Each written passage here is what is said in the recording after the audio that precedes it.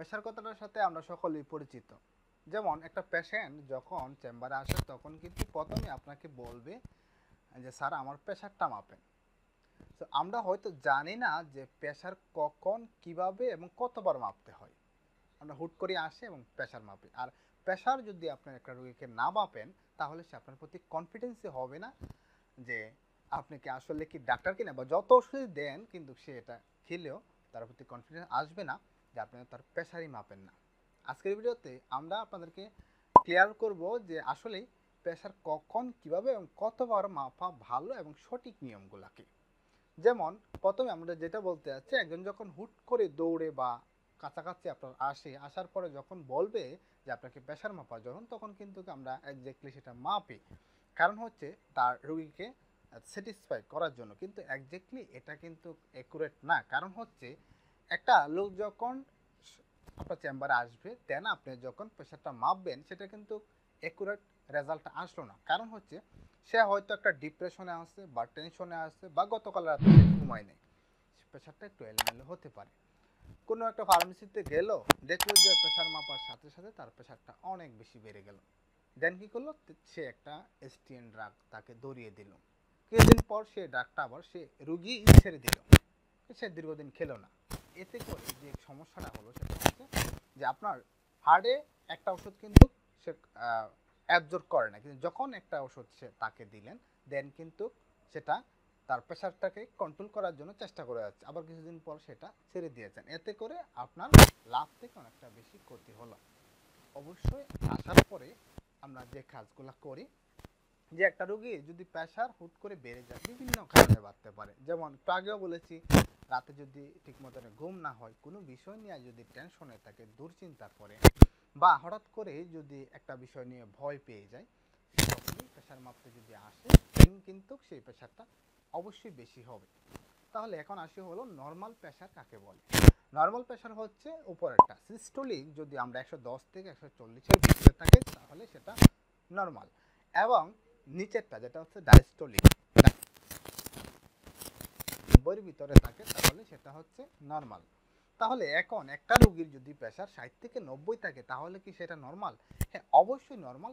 কিন্তু এখানে একটা প্রশ্ন হলো, সেই রোগীর প্রেশার যদি দীর্ঘদিন ধরে লো প্রেশার থাকে তাহলে সেটা নর্মাল, কিন্তু হঠাৎ করে যদি তার প্রেশারটা ফল করে যায়, 90/60 চলে আসে, এটা কিন্তু সমস্যা। এই জন্যই আমরা বলি যে একটা রোগীকে প্রেশার ওষুধ দেওয়ার আগে কিছুদিন কনজারভেশন রাখতে হবে, 1 থেকে 2 মাস তাকে এইভাবে রাখতে হবে যে আমরা প্রেশারটাকে আসলে বাড়লো নাকি কমলো।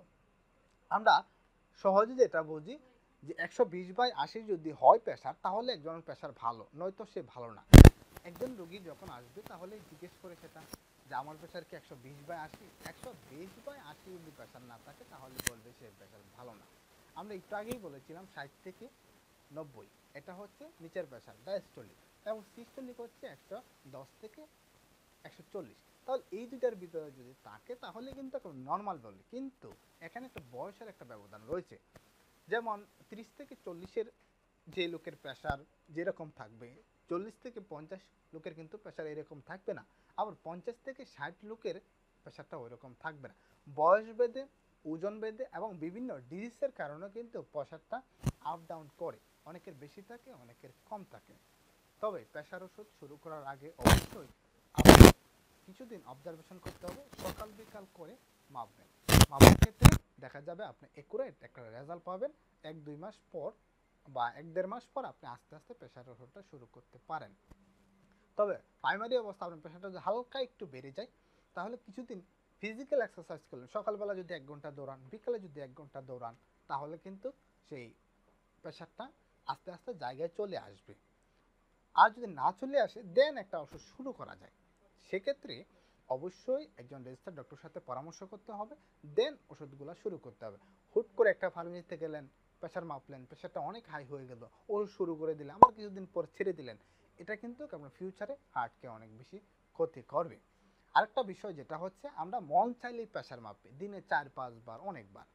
প্রেশার মাপার সঠিক সময়টা কখন, কখন প্রেশার মাপতে হবে? প্রেশার মাপার জন্য সঠিক সময় হচ্ছে আপনি যখন একদম রিল্যাক্স মুক্ত থাকবেন, কোনো টেনশন নেই, তখন অবশ্যই আপনাকে প্রেশারটা মাপতে হবে। দিনে কয়বার মাপা যাবে? আমি বলবো সপ্তাহে একবার অথবা 2বার মাপলেই হবে। দিনে কয়েকবার মাপার বা সপ্তাহে কয়েকবার মাপার কোনো দরকার নেই।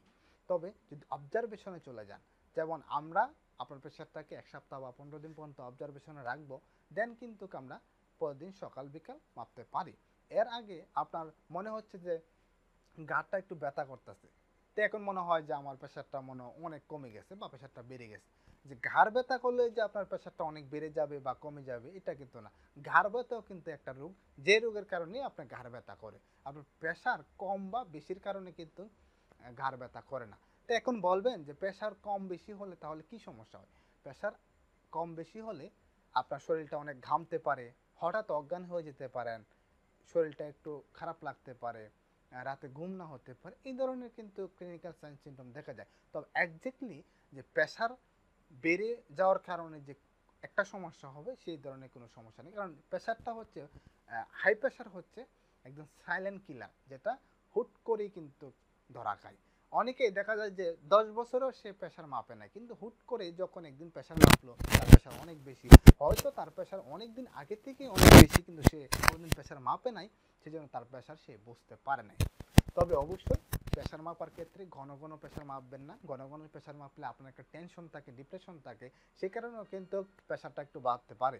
তবে আমি বলবো অবশ্যই আপনার যদি প্রেশার মাপার দরকার হয় তাহলে 15 দিন অন্তর অন্তর বা 1 মাস অন্তর অন্তর একবার একটু প্রেশারটা দেখতে পারেন যে আসলে আমার প্রেশারটা কীরকম রয়েছে।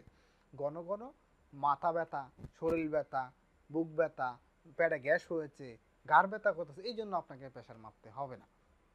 তো ধন্যবাদ সকলকে, সকলে ভালো থাকবেন এবং সুস্থ থাকবেন। অবশ্যই ভিডিওটা বেশি বেশি শেয়ার করে দেবেন। ধন্যবাদ।